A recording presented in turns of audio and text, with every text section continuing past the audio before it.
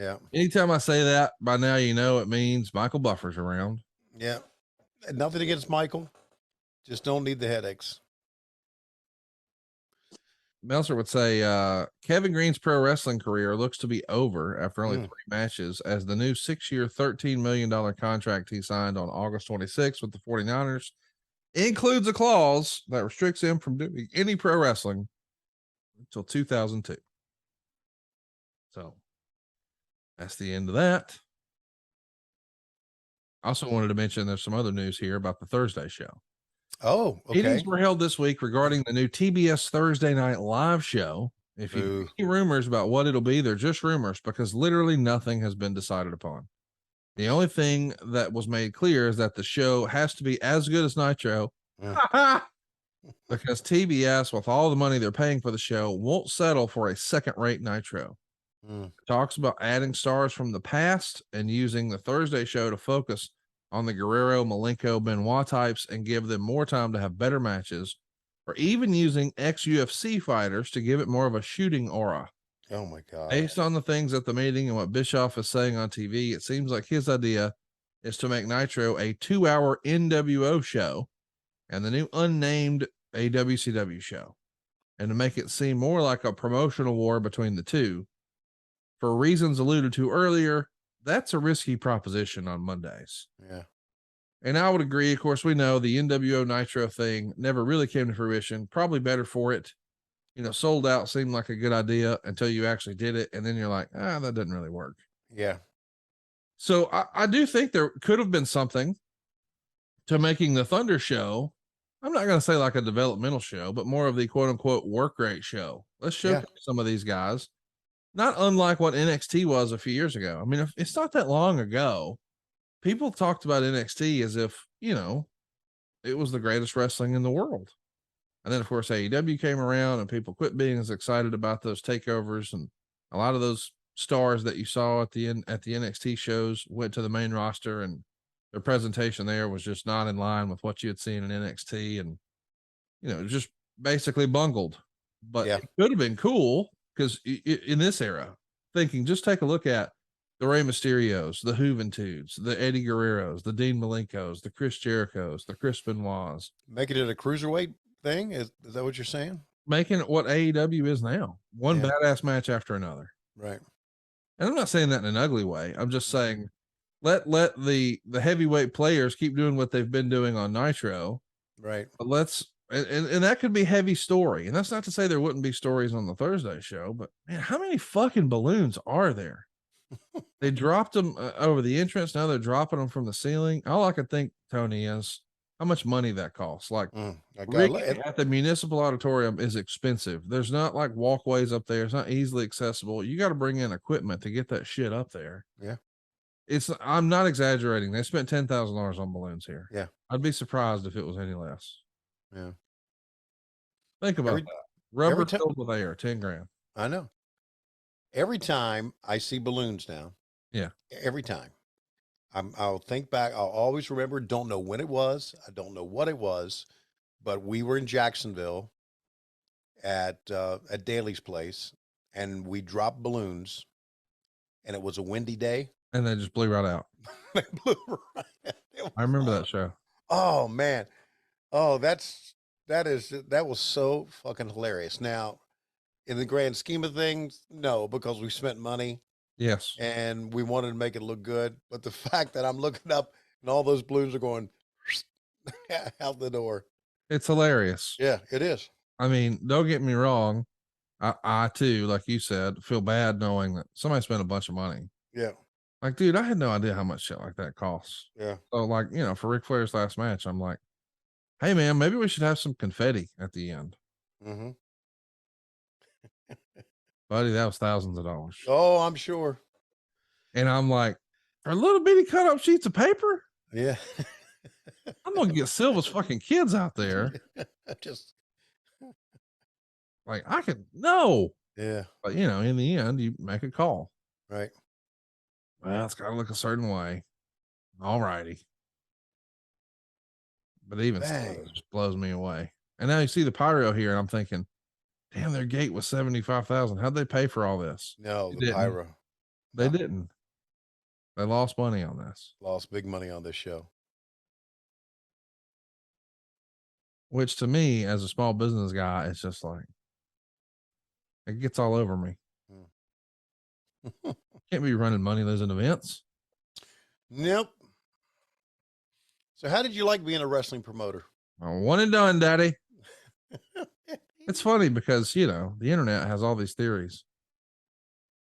That you're Conrad gonna asked so-and-so. Conrad asked so-and-so. Mhm. No, it didn't. Yeah.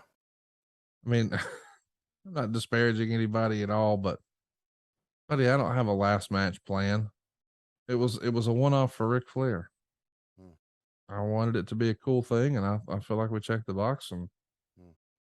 I love Mason DDP, but I didn't say DDP, here's the business plan. Here's Yeah. what we could pay you. Here's the real offer. Now, when I'm trying to convince him to slide in and do a diamond cutter, I casually say, hey, and by the way, you want to do one of these one day. But that's as serious as it got. You know what I mean? Sure. But now the internet's like, oh, Conrad's approaching all these wrestlers. Then there was another old WCW guy who said, yeah, I was approached by Starrcast. I haven't talked to you in 3 years, so I don't know that that's accurate. Yeah. But, you know, I get it's what everybody wants to talk about. It's the topical thing. So y'all have your fun. Whatever. Yeah. I don't care. Crawl back in your hole. I'm doing podcasts and mortgages, Tony. Yeah. And by the way, as folks are listening to this, I'm at Podcast Movement in Dallas. I know you're not able to do it because this year it's on a Wednesday. Mm-hmm. It's like, well, Tony's busy that day. Yeah. It's kind of like there's David Crockett in the background. It's kind of like there's David again. It's kind of like the Cauliflower Alley Club. Love to be able to do that. Yeah. Can't do it. They do Wednesdays. So Yeah, it's funny because they said, hey, man, we'd love to get Tony Schiavone. And I was like, hey, man, don't do it on Wednesdays. Yeah. You know, my life centers on Wednesdays. It really does. So. Yeah. I was like, come on, man. You know he's busy that day. Yeah. But I think Easy E might be joining me. So we'll have some fun in Dallas this week. Cool. Well, a lot of Fans are standing, man. yeah, fans are standing, but I have a feeling that the entrances and the balloon drop and the celebration and all that stuff is going to be almost as long as the match. That was a long time getting that match going. Yeah, and there's some silliness afterwards. Oh, I'm sure. I guess now's a good time to go ahead and catch you up on the botched angle, if you will. Oh, That Meltzer said just was a plague to clashes. After the main event, they built to the Sting appearance. The angle was built up on Monday that Sting would have to speak to J.J. Dillon about what he wanted, or WCW was going to break off negotiations with him. As it turned out, J.J. wasn't even a part of the planned angle. Sting was on the rafters while the NWO was celebrating a victory in the main event. With him was a buzzard. The idea was that they would ask Sting what he wanted, and the buzzard would fly from the rafters to the ring as the lights in the building were turned off, with a note that said Hogan's soul. okay. Well, somewhere on the buzzard's trek, the note fell out of his clutches, and he wound up on the ropes with a group of NWO guys in the ring trying to avoid outwardly laughing and crying at the screw up, with several minutes left to kill and nothing to do on a live television show. Actually, even if the angle had gone as planned, it would have been a stupid finish to the show. So, this is the debut of the buzzard. I thought this whole time it was a vulture. Yeah. But Mr. Birdwatcher extraordinaire. Yeah. Dave Meltzer. Let us know it was a buzzard. Thank you, Dave. Yeah. Yeah. There you go. He's trying to pick the bones of WCW here. Again, don't involve children or animals. Wow, look at that double axe handle. The best. Yeah.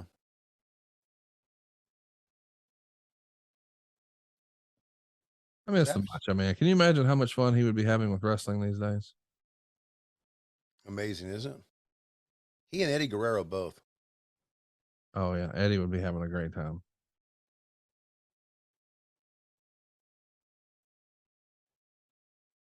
Ooh, look at the fans, buddy. They're so on fire.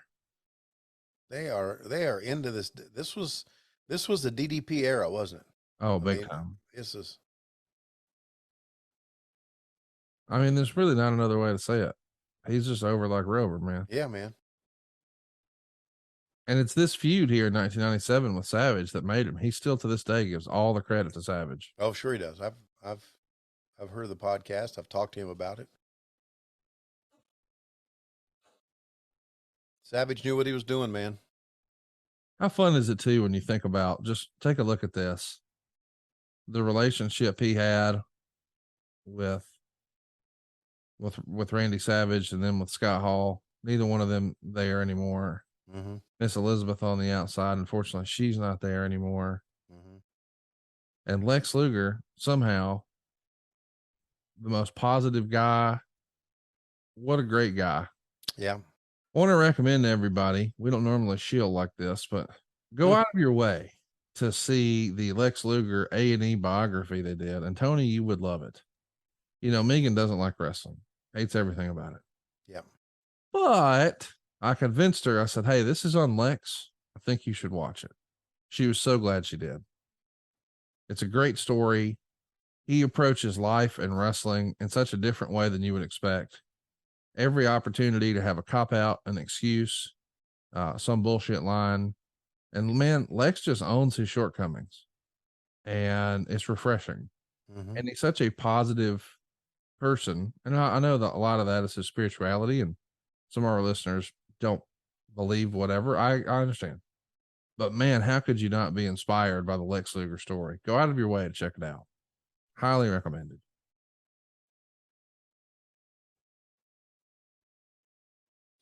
I haven't seen it, but I need to. You'll love it. And you'll come away loving Lex Luger, and for that matter, pro wrestling. Just the human, you know, I don't know to use words like this or phrases like this, just the human condition. Like, there's no way to watch that and not feel some empathy and sympathy, and you just all the feels. Okay. Really good stuff. Well, I'm going to check it out. That's a good recommendation.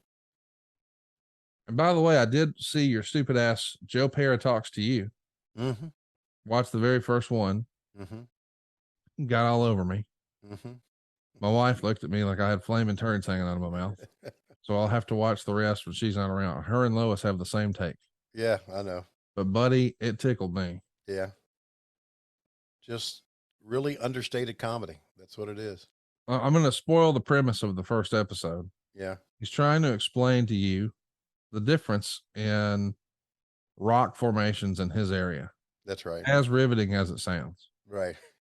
And someone rings the doorbell Uh-huh. and says they're there to see his house for the open house. Right. He looks in the yard and realizes someone has now put an open house sign in his front yard. Mm-hmm. It's not him. He's not selling his house. Right. But he doesn't want to let these people down. Mm-hmm. So he lets these strangers take a look at his house. And then the strangers make an offer. And now he feels as if, well, fuck, I got to sell it to him because I don't want to let him down. His house was never for sale. And at that moment, I texted Tony Schiavone, this is one of the funniest things you've ever recommended. Thank you very much. Those people who came to visit his house, Yes. they're big parts of the entire show. And actually, the husband is one of his producing partners. So in real life. Have you ever seen his stand-up about the Buffalo Bills? No. You need to Google that or go to YouTube. Okay. And watch Joe Pera because he's a stand-up comedian. Okay. About the Buffalo Bills. Just if you're a football fan, you need to. That's worth your time. Can't wait. Yeah. Yeah, and of course that show has not been renewed, so that broke my heart. But there's always the whole season, or I guess 2 seasons, I think. Maybe 3 seasons, whatever. Anyway, can't recommend it enough. And of course, it is on HBO Max as part of, believe it or not, Cartoon Network. So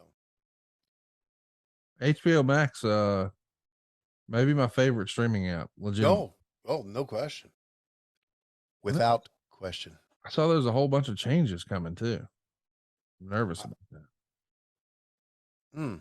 I haven't seen that. So, well, they're saying like they're moving away from this scripted or that scripted, or I don't know all the details. I just know that. well, that's part of Discovery. You know, they like the realities. Yes. Yeah. Which I can say, which I can safely say I've never watched one reality show in my life. Now, documentaries, love them. I can't get enough of those. By the way, I told you off air, I should tell our listeners now since we're just recommending random stuff. Over on Netflix, buddy, they got a barn burner on Untold, the Manti Te'o story. It's called The Girlfriend Who Didn't Exist. Holy cow, what a story. My wife was not familiar with that, wasn't keeping up with sports in that era. Right. Which I knew because Alabama stomped a mud hole in Notre Dame and walked it dry. Yeah, when the dog should have been in that game. So I just had from my purview, what I believed, and I didn't have all the information. Now with all the information, woo, what a story. You'd love it. And I know you'll check it out, but I just wanted to shout it out to our listeners.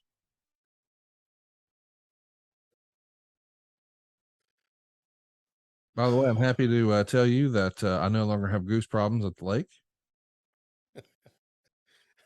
I've had 3 successful visits to the boathouse. No goose in sight. That, you know why? He's moved on. He's moved on. He has allowed you to have the lake house. That was nice of him. Shout out to the goose out there. Really appreciate all they've done for us.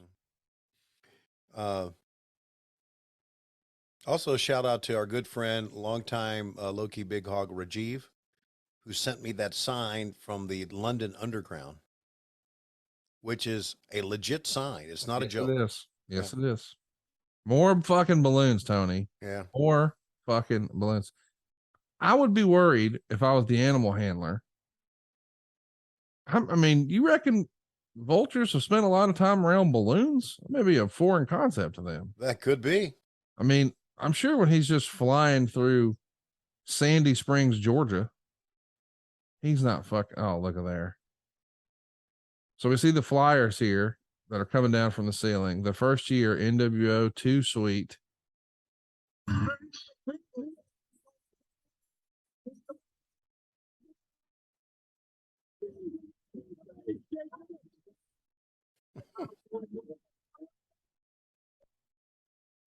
Don't go away. So even though that was the main event, they're teasing, don't go away. There's about 8 minutes left in the program. Wow. And you're even saying, we're past the 10 o'clock hour, but stay with us. NWO continues its celebration. As a matter of fact, even though the members have left the ring, they apparently are on their way back here, and they are now being led by Eric Bischoff. So the celebration, the birthday they talked about, even though it looked as if WCW was getting the upper hand earlier in this telecast, they have a lot to be happy about right now. This party's not over.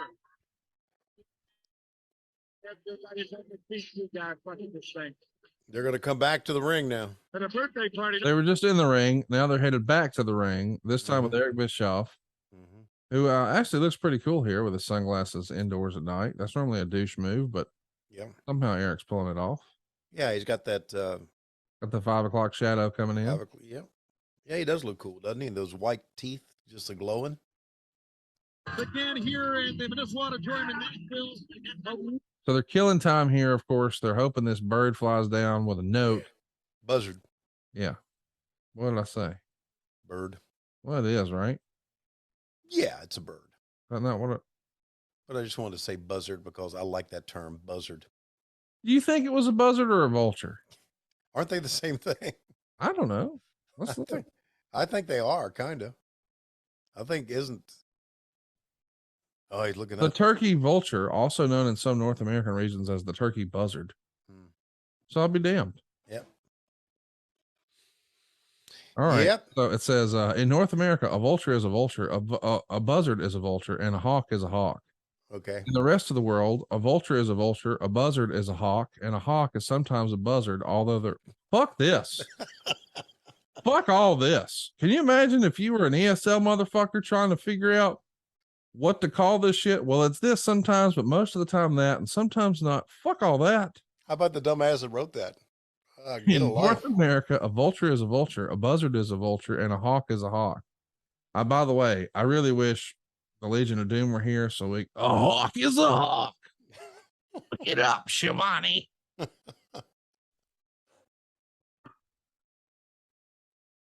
Mr. Hall, you are without a doubt one of the greatest athletes ever to step in to this sport. And I do want to say on our birthday, our anniversary, it is an honor just to know you.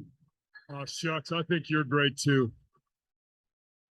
Mr. Nash, what I've learned from you, you couldn't put in a volume of encyclopedias. I want to thank you on our anniversary.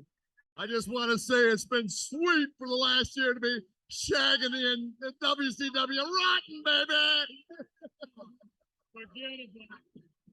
But now we've got a little business we have to take care of. Because in our 1-year anniversary, our birthday party, we didn't get the surprise we wanted. We didn't get what we deserve, which is our own show. Because if it wasn't for the NWO and moi, none of you people would be here tonight. Would be. Hollywood Hogan sends his love, but he also sends a message. Jesus. He needs bigger limos and newer Learjets. Do you hear me, Mr. Ted Turner? It is time for you to pay up. Oh, God. Here we go. Buzzard time. I'm sorry. Is that a hawk or is that a turkey vulture? It's a vulture. It depends Or on a where we buzzard. are. Okay. Since we're in North America, Okay. I think we can use those terms interchangeably. But we're in Nashville, the South, where they call it a buzzard. That's true. Because look, it could really actually be a hawk up there. Because I think it's easier to train a hawk than it is a buzzard. How long is this going to happen before something happens? Okay. This is really long. I can hear the guys in the truck saying, cue the buzzard. So we see Sting now. Fucking trained buzzard. That buzzard is thinking, what the fuck? When a man's heart is full of deceit, it burns up, dies, and a dark shadow falls over his soul. From the ashes of a once great man has risen a curse, a wrong that must be righted. We look to the skies for a vindicator, someone to strike fear into the black hearts of the same man who created him. The battle between good and evil has begun. Against an army of shadows comes a dark warrior, the purveyor of good, with a voice of silence and a mission of justice. This is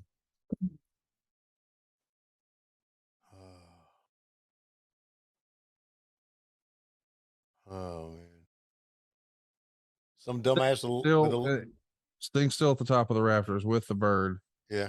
We're 2.5 minutes from the end of the show. All right, it's all black. Some dumbass said with a laser pointer, said, look, my laser pointer's on the bird. That's a buzzard. Isn't it a hawk? Are we in North America? Well, now the bird's flying in the darkness. We have just complete blackness here on the program. We have no idea what we're waiting on, what's going on. We hear music. We don't see a doggone thing. Literally seeing nothing. When Bischoff had the microphone and he said to Kevin Nash, you have taught me so much. I wanted to say, how to kill a promotion. All right. Okay. Where's the fucking bird? He's on the top rope. That's exactly where the guy placed him. And he's just looking at the top turnbuckle. This music's playing. Mm-hmm. The NWO, who have taken down an entire promotion, are scared shitless by this fucking bird. It's not like it's a goose. It's a fucking goose. All of them would have run. Bischoff is looking all over, Mhm. see if he can see, does he have anything attached, any message? And of course, they realize it's not there.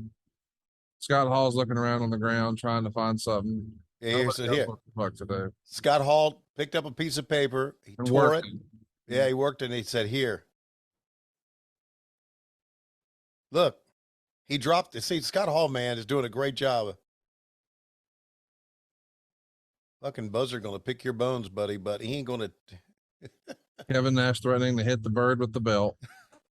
No birds were harmed during the filming of this segment. There's the note that Scott Hall tore up.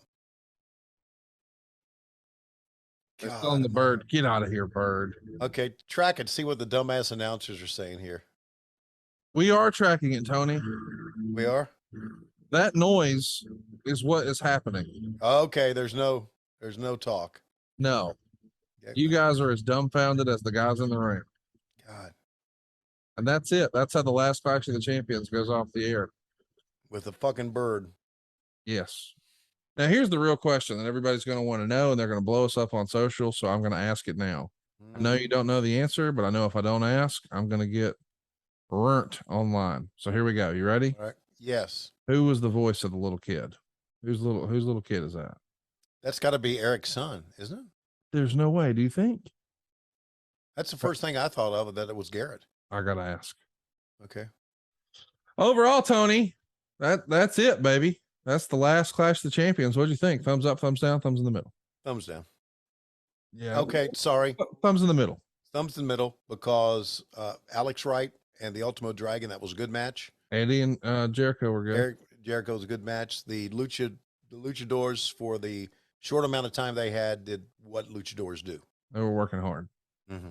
There's some good stuff in there. That's some good stuff. But the end of this thing really took a bad taste in your mouth.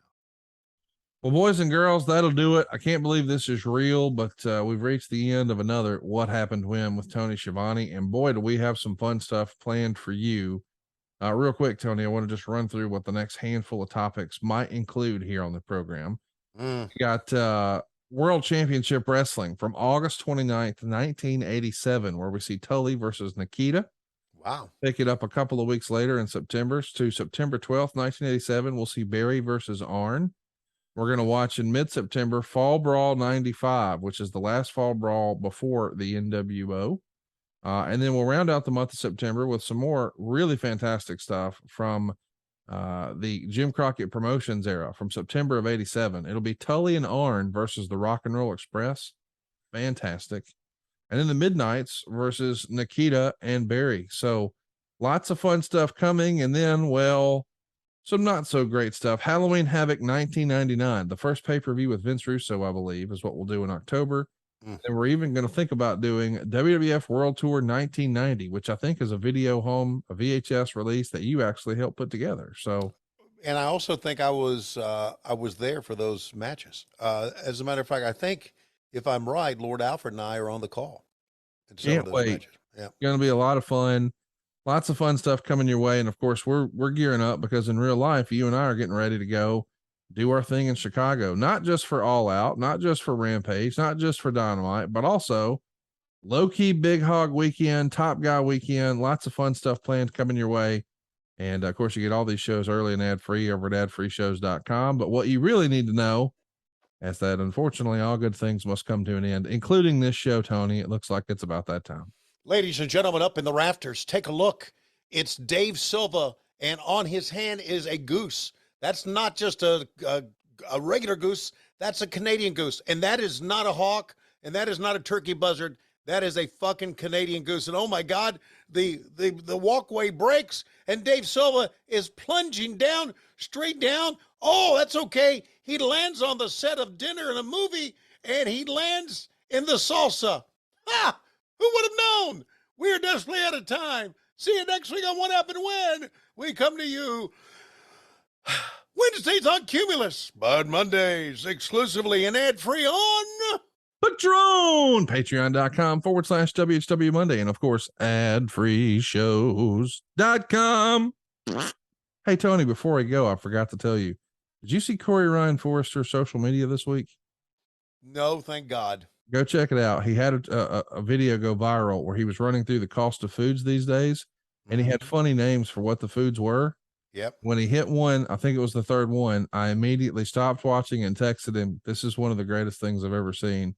He pulled a banana out of the refrigerator and called it a monkey popsicle. We'll see you next week right here on What Happened When.